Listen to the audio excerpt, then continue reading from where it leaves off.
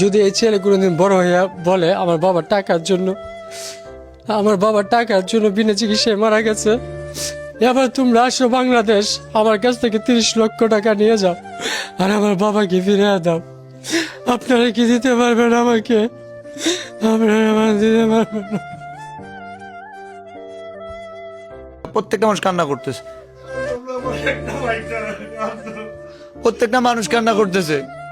আমি আমার সন্তানের জন্য বাঁচতে চাই। ও জানেও না যে ওর বাবাকেও হারাতে যাচ্ছে, ও জানে না যে এখানে আমরা কেন, ও এটাও জানে না ও কার কুলে আছে, কেন আছে।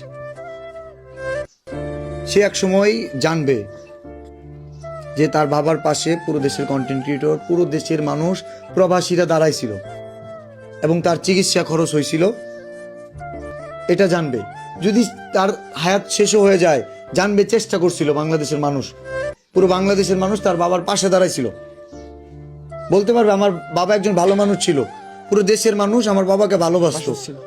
কেমন ভালোবাসতো? 30 লক্ষ টাকা দেশের মানুষ ভালোবেসে দিছে, যেখানে নিজের মানুষজন 500 টাকা দিতে হিমশিম খেয়ে যায়, একজন আরেকজনকে 10 টাকা দিতে চায় না।